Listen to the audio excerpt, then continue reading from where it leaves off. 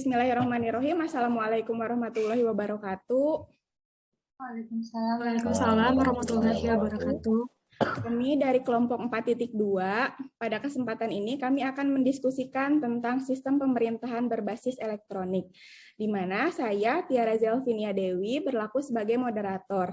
Lalu ada anggota kelompok kami yang lain, ada Bapak Gilang dari Dinas Sosial, ada Mbak Vivit dari DKPP, lalu ada Mbak Jernih dari RSUD MIS, lalu ada Mbak Ratna dari PUPR. Saya mendapat berita ya, ini ceritanya Indramayu ada di posisi 5 nasional tentang pemerintahan berbasis elektronik. Ada yang tahu sebelumnya pemerintahan berbasis elektronik itu yang seperti apa? Boleh saya, Dok? Oh iya, mangga Mbak Vivit. SPBE merupakan singkatan dari Sistem Pemerintahan Berbasis Elektronik. Sistem pemerintahan berbasis elektronik adalah penyelenggaraan pemerintahan yang memanfaatkan teknologi informasi dan komunikasi untuk memberikan layanan kepada pengguna SPBE. Misalnya kayak ke masyarakat, instansi, atau dinas-dinas yang lain. Hal ini seperti yang tertuang pada Peraturan Presiden Nomor 95 Tahun 2018 tentang Sistem Pemerintahan Berbasis Elektronik.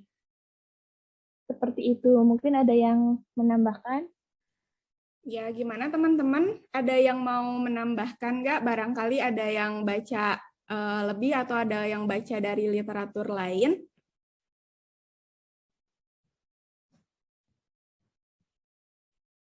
Nggak ada, setuju semuanya sama apa yang dikatakan oleh Mbak Vivit? Mungkin sedikit, Bu Tiara. Oh iya, mangga, Bapak Gilang. Jadi apa yang disampaikan Bu Vivit itu tadi sudah sangat bagus ya sebenarnya. Mungkin saya sedikit menambahkan terkait. Jadi pada intinya itu kan SPBE itu kan sistem pemerintahan berbasis elektronik, di mana penyelenggaraan pemerintahan situ yang memanfaatkan teknologi informasi dan juga komunikasi gitu untuk memberikan layanan kepada pengguna SPBE itu sendiri sebenarnya. Jadi kuncinya itu sih mungkin Bu Tiara. Oh iya, jadi intinya adalah pemanfaatan dari teknologi informasi dan komunikasi ya untuk pelayanan gitu ya. Ya. Itu dari tadi definisi ya. Sekarang maksud tujuannya itu apa sih gitu? Ada pemerintahan berbasis elektronik itu? Jadi pada dasarnya tujuan dari SPBE itu tidak lepas dari visi misinya. Visinya sendiri adalah terwujudnya sistem pemerintahan berbasis elektronik yang terpadu dan menyeluruh untuk mencapai birokrasi dan pelayanan publik yang berkinerja tinggi. Sedangkan misinya sendiri ada 4. Yang pertama, melakukan penataan dan penguatan organisasi dan tata kelola sistem pemerintahan berbasis elektronik yang terpadu. Yang kedua, mengembangkan pelayanan publik berbasis elektronik yang terpadu, menyeluruh, dan menjangkau masyarakat luas. Yang ketiga, membangun fondasi teknologi informasi dan komunikasi yang terintegrasi, aman, dan andal. Dan yang keempat itu ada membangun SDM yang kompeten dan inovatif berbasis teknologi informasi dan komunikasi. Jadi tujuan daripada SPBE itu adalah yang pertama ada mewujudkan tata kelola pemerintahan yang bersih, efektif, efisien, transparan, dan akuntabel, lalu mewujudkan pelayanan publik yang berkualitas dan terpercaya, dan mewujudkan sistem pemerintahan berbasis elektronik yang terpadu. Sekian dari saya. Udah dijelasin tuh dari visi misi dan tujuannya juga. Ada yang mau menambahkan mungkin dari teman-teman kelompok yang lainnya? Izin menambahkan mungkin dari visi misi dan tujuan SPBE tersebut mungkin ada sasarannya, yaitu sasarannya untuk diri sendiri atau diri instansi tersebut kayak gitu, untuk masyarakat, kemudian untuk instansi-instansi lain yang di luar dari instansi tersebut. Ya begitu ya. Lalu selanjutnya maksudnya ini kayak sistem pemerintahan berbasis elektronik ini manfaatnya apa ya untuk kita sebagai masyarakat atau untuk di instansi-instansi seperti itu? Mungkin ada yang tahu? Kalau untuk manfaatnya, itu sih kayak bisa meningkatkan efisiensi gitu untuk anggaran pembangunan. Jadi kayak misalnya menggunakan aplikasi kayak gitu kan jadi lebih efisien ya untuk kita, misalnya dari mulai dari absen atau mungkin dari aktivitas kerja kita kayak gitu kan bisa juga diupload di aplikasi tersebut kayak gitu. Terus juga untuk mendukung terwujudnya satu data. Jadi satu data kita itu dipakai di semua aplikasi kayak gitu kan sama kayak gitu. Terus selain itu juga meningkatkan utilitas infrastruktur yang ini digital kayak gitu ya, yang terintegrasi dan berbagi pakai instansi pemerintah dan pemerintah daerah kayak gitu. Selain itu juga bisa untuk terwujudnya keamanan informasi pemerintah. Barangkali ada yang tahu nggak kenapa kok bisa nih Indramayu ini berada di posisi kelima tentang sistem pemerintahan berbasis elektronik ini, misalnya kayak penggunaan aplikasi kah atau yang lainnya, ada yang tahu? Boleh ya dok, kalau menurut saya itu kan kenapa sih Indramayu bisa menjadi posisi terlima kayak gitu.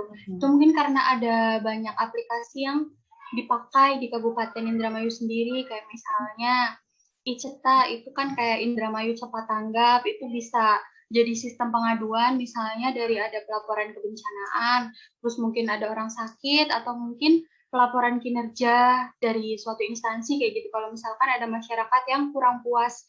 Selain itu juga aplikasi absen online misalnya kayak yang kita pakai itu ada Aku Mobile kayak gitu. Terus juga ada e-presensi. E-presensi itu juga bisa ya digunakan kayak gitu. Nah, selain itu juga ada Si Irma Ayu. Si Irma Ayu itu sistem informasi rujukan maternal neonatal versi Indramayu bekerja sama dengan Dinas Kesehatan Kabupaten Indramayu sendiri.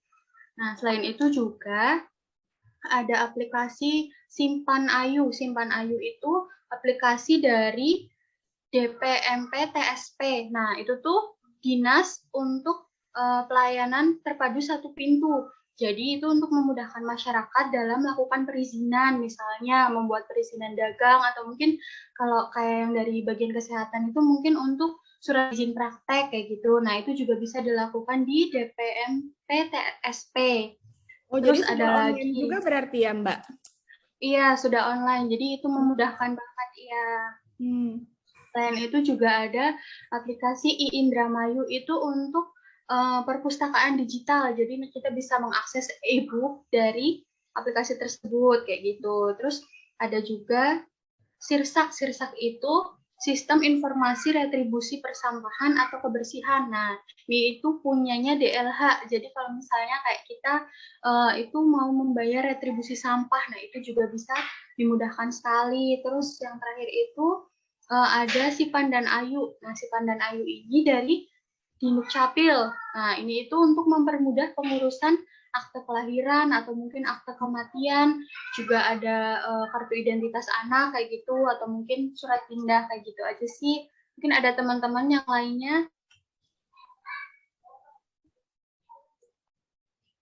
Barangkali ada teman-teman yang tahu lebih banyak. Sebenarnya udah banyak sih yang disebutkan oleh Mbak Jernih juga. Kita harus berbangga hati ya. Ternyata keren Indramayu.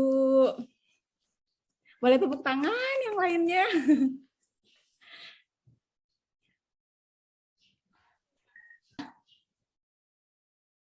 Setelah yang hebat-hebat tadi yang sudah disebutkan oleh Mbak Jernih, pasti ada kan ya hambatan-hambatannya. Barangkali ada yang tahu di sini hambatan apa saja yang mungkin bisa terjadi dalam menjalankan SPBE ini?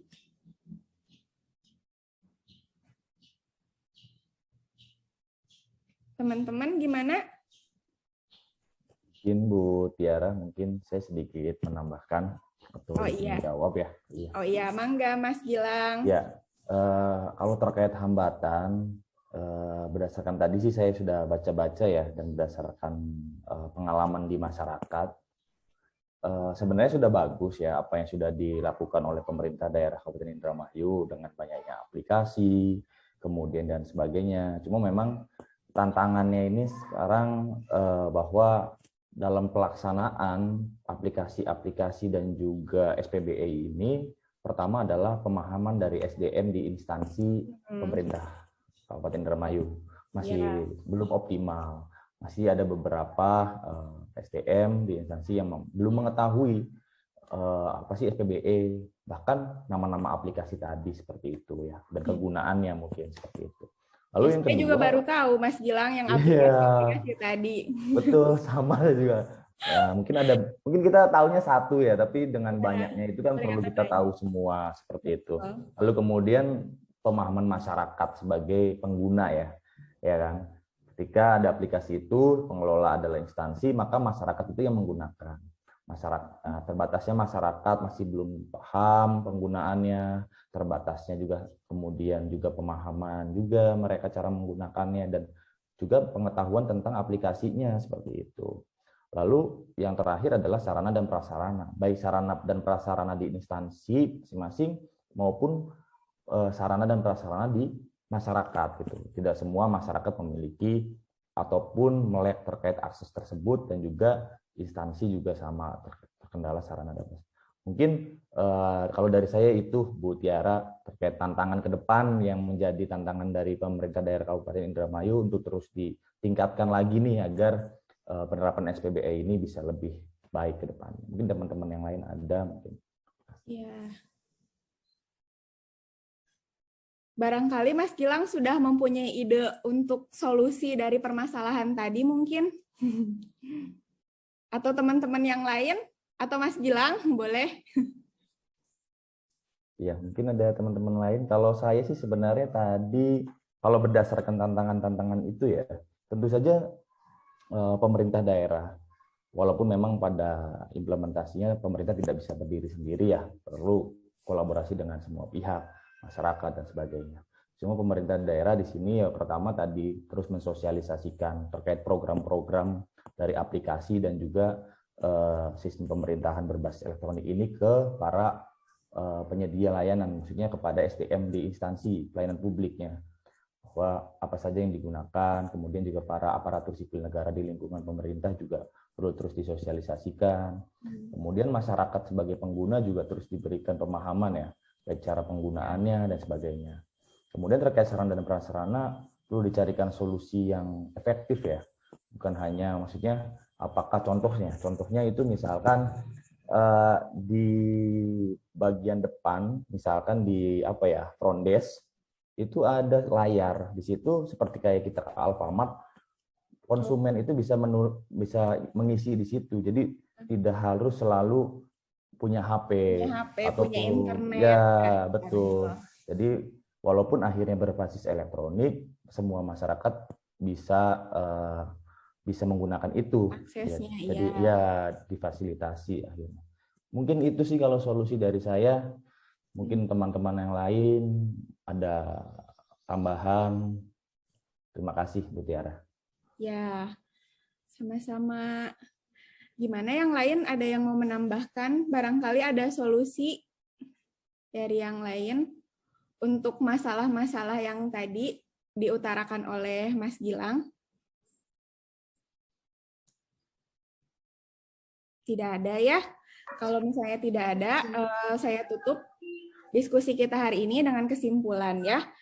Jadi kita hari ini mendiskusikan tentang sistem pemerintahan berbasis elektronik, yaitu penyelenggaraan pemerintahan yang memanfaatkan teknologi informasi dan komunikasi untuk memberikan pelayanan, di mana SPBE ini bertujuan untuk mewujudkan tata kelola pemerintahan yang bersih, efektif, transparan, dan akuntabel, serta pelayanan publik yang berkualitas dan terpercaya, juga untuk mewujudkan sistem pemerintahan yang berbasis elektronik yang terpadu.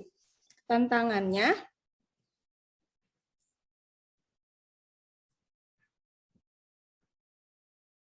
manfaatnya adalah yang pertama untuk anggaran supaya lebih efisien, ya. Yang kedua untuk mendukung terwujudnya kesatuan data, di mana hambatan-hambatan yang terjadi, contohnya adalah seperti adanya pemahaman dari SDM yang kurang tentang aplikasi-aplikasi yang tadi sudah dijelaskan Mbak Jernih yang banyak itu tadi ya.